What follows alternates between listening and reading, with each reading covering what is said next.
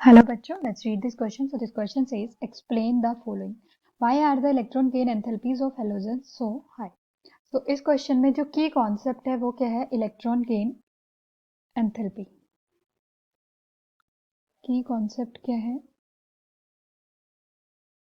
Electron gain enthalpy. Electron gain enthalpy. So ये क्या होता है? द अमाउंट ऑफ एनर्जी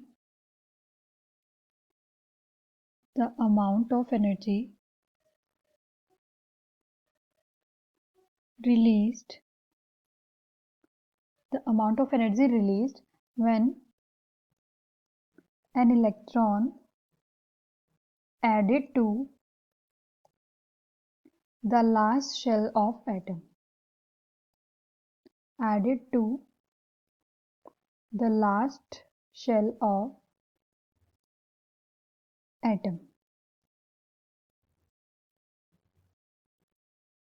जब कोई इलेक्ट्रॉन किसी एटम के लास्ट शेल में ऐड किया जाता है तो जो अमाउंट ऑफ एनर्जी रिलीज होती है उसे क्या बोलते हैं? Electron gain enthalpy. अगर हम इलेक्ट्रॉन गेन एंथैल्पी की बात करें तो जब हम पीरियड में लेफ्ट टू राइट मूव करते हैं तो जो इलेक्ट्रॉन गेन एंथैल्पी है वो इंक्रीज होती है due to increase in effective nuclear charge. Due to increase in effective nuclear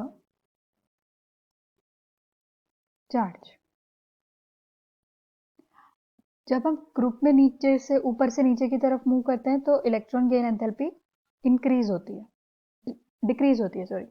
electron gain enthalpy decreases as we move down to group due to increase in size.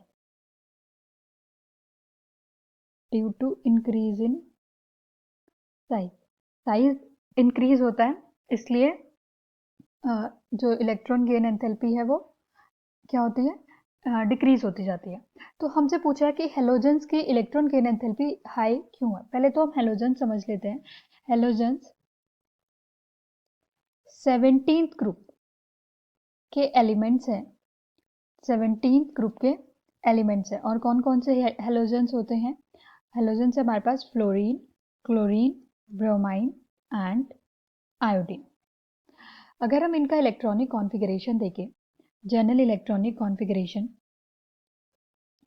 वो हो जाएगा आपका NH2NP5. That means last fluorine के लिए भी check कर लेते हैं. फ्लोरीन 9 है तो ये क्या होगा? 1s2 2s2 2p5.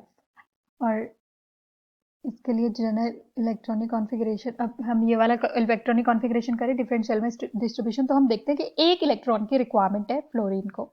तो फ्लोरीन या जितने भी हेलोजेंस है सभी को एक ही इलेक्ट्रॉन की रिक्वायरमेंट होती है. तो वो इलेक्ट्रॉन लेने के लिए जब हेलोजेंस को हम यहाँ एक्स से डिनोट कर रहे हैं वो एक इलेक्ट्रॉन लेते हैं और एक एनायन बनता है और बहुत अमाउंट में एनर्जी रिलीज होती है. क्योंकि हेलोजेंस पीरियड के लास्ट पीरियड है, सेकेंड लास्ट पीरियड है. 18 पीरियड होते हैं, 18 ग्रुप होते हैं और 17 ग्रुप का ये एलिमेंट है. और हमने देखा कि पीरियड में लास्ट चलने पे इफेक्टिव न्यूक्लियर चार्ज की वजह से क्या होता है?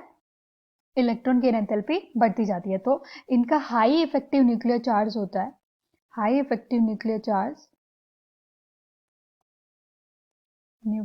Charge and small size period में सब अपने कॉरेस्पॉन्डिंग पीरियड्स में इनका जो साइज है वो भी सबसे छोटा होता है.